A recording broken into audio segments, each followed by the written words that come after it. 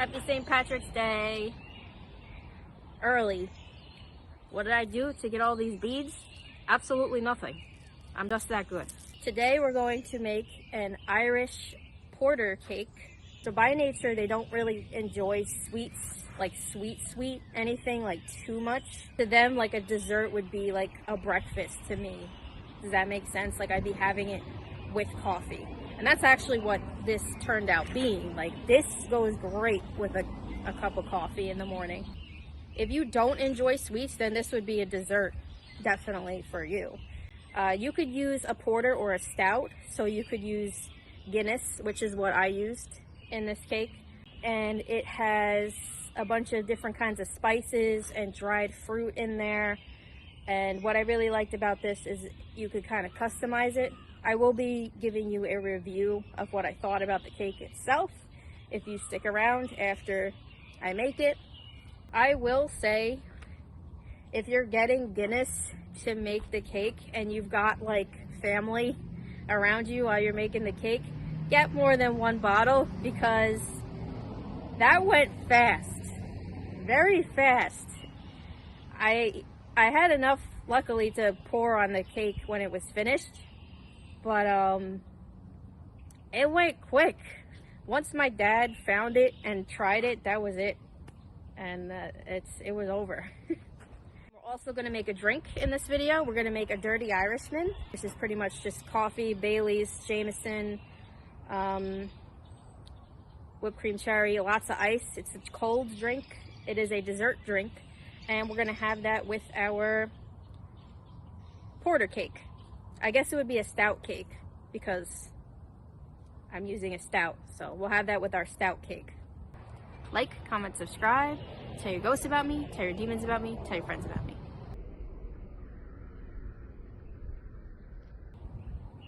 All right, let's go.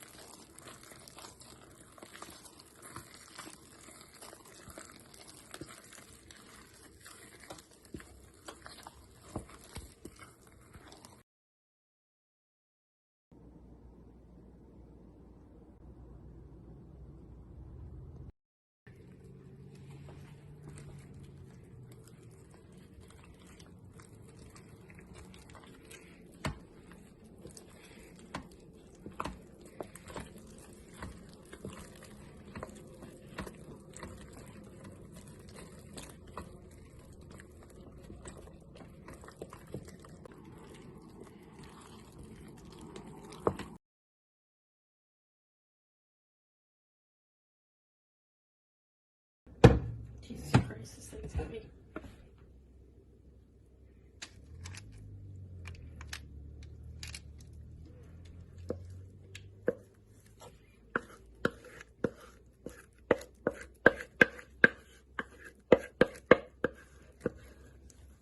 It smells like carrot cake.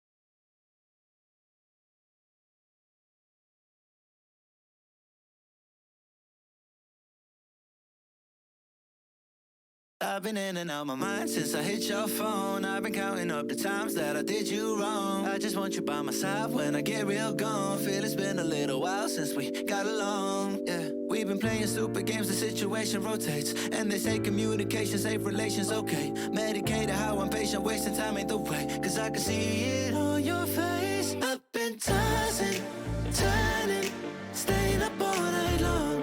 I've been calling, yearning, wondering what I did wrong. I could tell by your eyes you got something to hide. So open your mind up, let me inside, and let's make it right. Tell me, baby, what's the problem? Cause I keep trying to figure it out. Oh no, oh no. Tell me, baby, what's the problem? I'm only picking up what you're putting down. You'll be tripping, I don't know what about. So what's the problem right now? Okay, now hold up.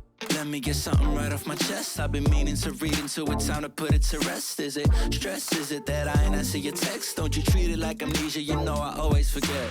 Stirring the pot real hot, watch how the plot thickens. Around the clock, tick tock, need more than 20 seconds to get your attention before it's on to the next thing. And I'm... So this is a cake that you can make in advance.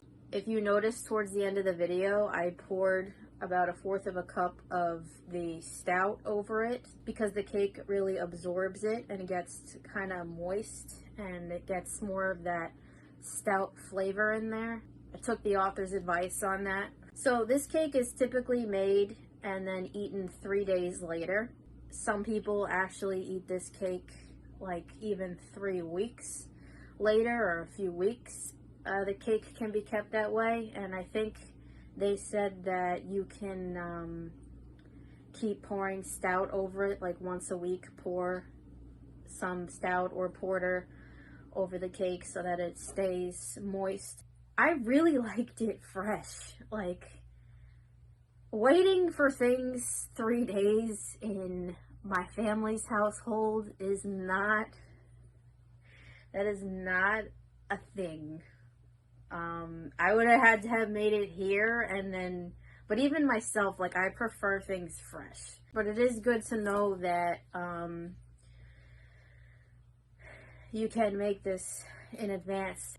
So with that, I wouldn't actually cut the cake like I did if you're planning on saving it. I would kind of keep the cake like intact and just cut pieces off when you want to serve it, so that way you can still pour some of the beer over it if you're going to keep it for a little while. The texture of this cake, the way that it came out, and the flavors in it were fine.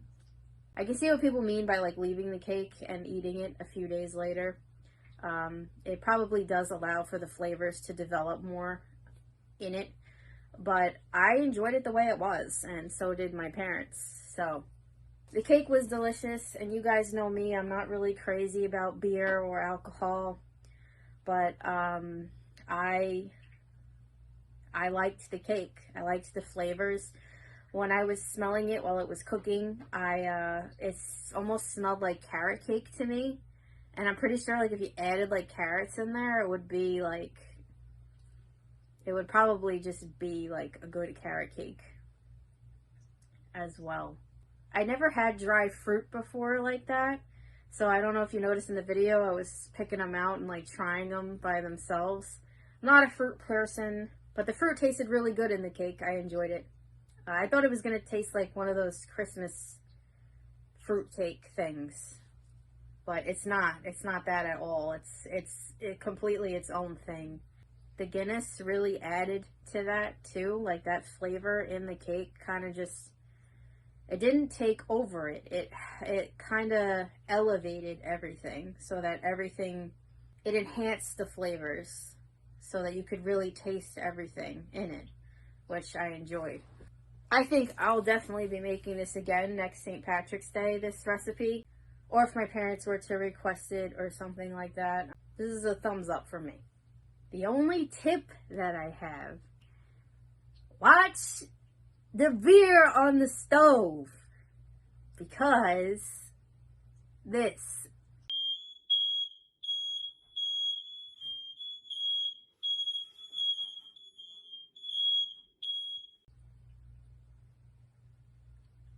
Yeah. So what happened was I had the mixture and it wasn't boiling yet. So it was just next to me, right? And so I could see it. And I had the dried fruit and the ingredients. So where I bought the dried fruit from, they didn't sell like the dried fruit like mixed in a bag. So I just got a few different kinds to try everything in the cake. And while I was like putting that together in the bowl and like mixing it around, and I was trying to get the dry ingredients together too, so I didn't have to do that later. While I was doing that, right next to it on the counter, the thing freaking bubbled over so quickly. Like once, like it happened so fast that like by the time I like looked over, it was like bubbling over the pan and like burning into the stove. And I was like, oh my God. Thank God it was an electric stove, because if it was gas, we definitely would have had like some sort of a fire. But yeah. I'm good with reactions to that though. I don't freak out. I kind of just shut the heat off, take it off the heat, and deal with it accordingly, like a grown-ass lady, as an Irish woman probably would. But I felt bad because it burned into my mom's stove, and I was like, oh my God, I was trying to like clean it, but it was hot still. But it was fine. Once it cooled down, we were able to clean it off. It almost turned into like a caramel like mixture with that, with the brown sugar and the fruit and all that stuff. So luckily I caught it quickly, so it didn't boil over too much. But that's something to keep in mind, is definitely keep an eye on it, because once it gets hot, it's gonna definitely, you know, go up. Just stand there and watch it. Stand there and watch it. Don't do anything else. God forbid. We had it with whipped cream. It would be good with ice cream as well out of the oven, I feel. If you're trying to like add some sweet to it. The cake isn't overly sweet. It's like a gingerbread flavor almost. It is not gingerbread. But I'm comparing it to like a spiced type of cake. So it would definitely be excellent with some whipped cream or some ice cream, should you want to add a sweet variety to the spiciness of the cake and the bitterness of the beer in there.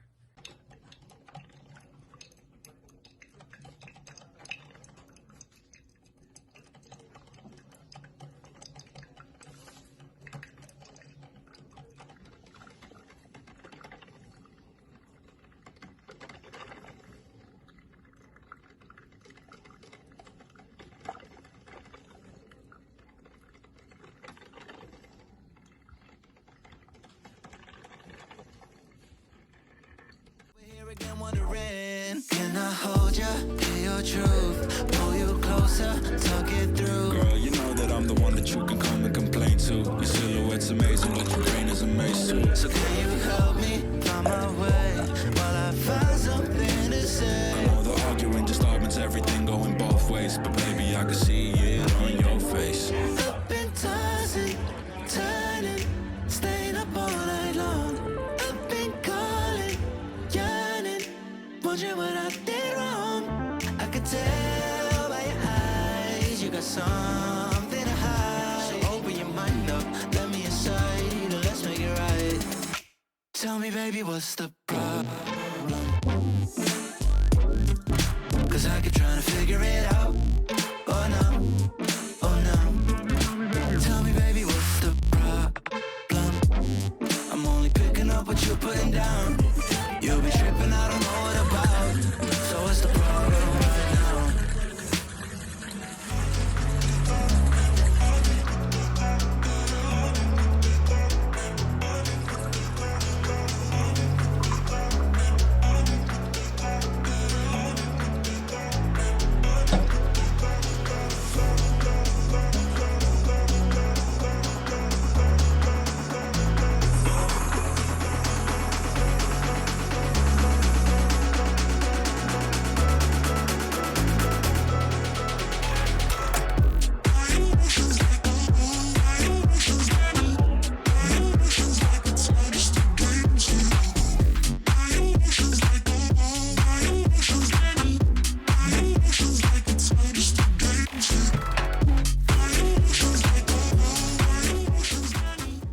So let's talk about the drink. The drink was delicious, and I knew it would be. I wanted the drink to be a little sweeter than it was. So my personal addition for next time, because I would make this again, would be 1 more ounce of Bailey's, 1 less ounce of Jameson, because I feel like the Jameson kind of took over the drink, even though we were stirring it and everything like that. So that's what I'll do next time, is more Bailey's, less Jameson. 3 ounces of Bailey's, 1 ounce of Jameson. You do need the Jameson in there because it does provide like a flavor. Like I tried that on its own, and it did have like a nice flavor to it by itself. So I think that that won't take over as much. One of the things that I'm learning with making drinks is that sometimes it's easy for a heavier liquor or stronger flavor to take over the whole entire drink. So then you're not tasting the other things in it. So, and I know I still gotta remake that cotton candy drink. I have been working on it, so I gotta go back and see what I'm gonna add to that. All in all, I thought it was delicious. I very much enjoyed it. My parents liked it too. I love Bailey's. I've gotten Irish coffees and Irish creams quite a few times for dessert while I've been out. So that's the one thing I do like. We've made Bailey's chocolates before with the liquor in there. Those are really good. I could do that next year. Bailey's chocolate truffles or something like that. You can make them from scratch. My tip for this one is once you brew the coffee, you can let it cool off and then move it to the fridge. That way the coffee is chilled so that your drink is cold. Because I've noticed that even when like one thing is still warm and you shake it up in the mixer, your whole entire drink, even if there's ice, will take a long time to get cold. So if everything that's going into the drink is already chilled, the glasses are chilled, you had them in the freezer, the ice is in there and everything like that, you should be okay. I'm just kind of sharing what I'm learning because I'm not a drinker, and this is kind of like my learning experience, if you will. That's it. I hope that you enjoyed this video. If you try any of these recipes yourself, let me know in the comments. Let me know your personal changes, your additions, what you decided to add. And yeah, I will see you next time. Tux. Want to say bye? Hold on. Tuck says goodbye.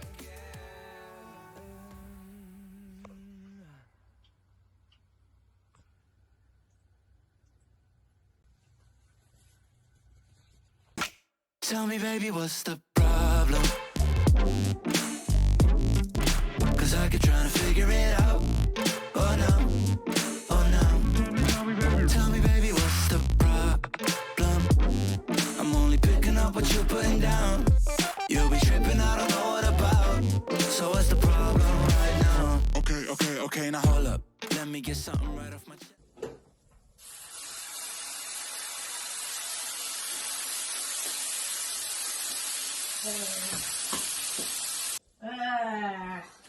What?